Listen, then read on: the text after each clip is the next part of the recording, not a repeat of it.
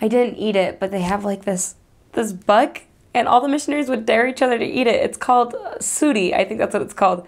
It's this bug, and you eat it live. It's disgusting. But I never ate it, so I guess it wasn't crazy.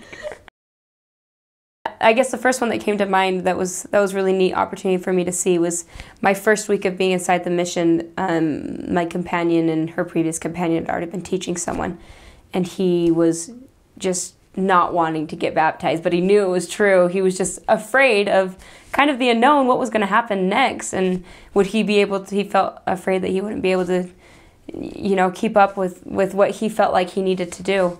But he, after prayer, he made the decision to get baptized, and he got baptized, and that was my first Saturday of my mission out in the field. And it was so neat to watch how the Lord just embraced him, and not only that, but he continued spiritually and personally. He worked so hard to continue to progress spiritually and to get closer and closer to God. And it was neat because he had fallen in love with one of the members there. I think it was like the ward mission leader's daughter or something like that.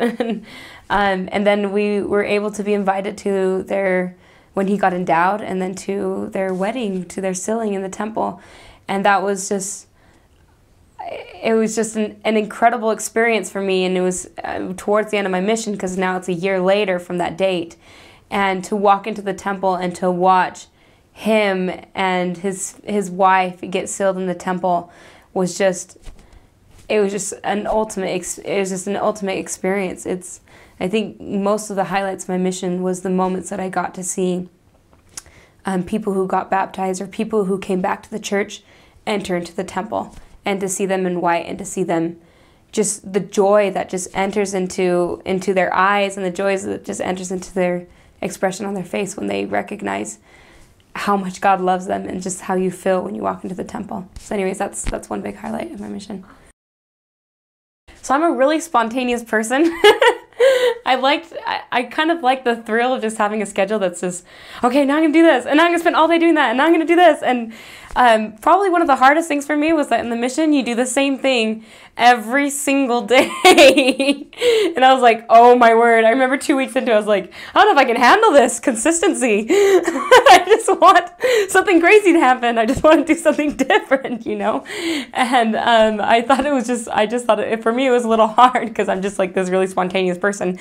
And I don't know, I just like to have spontaneous schedules. And so I think something that I learned was a big lesson about consistency and the great goodness that comes from being consistent. I actually learned that, you know, when you study something every single day, we were required to do a couple hours of studies in the morning.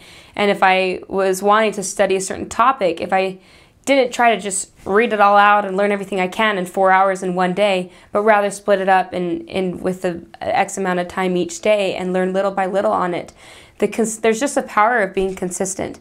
And I felt that way throughout most of my mission, being consistent in helping people, being consistent in making goals, being consistent in your study, being consistent in the way that you listen to your companion, or trying to be consistent in following rules or whatever it is. I felt like that was a big lesson or skill that I was in greatly need of learning, and I'm still not perfect at it. I'm still pretty spontaneous, but I feel like the consistency is a great skill to have, and that's definitely a skill that the mission gave me and taught me, or at least gave me at least this much.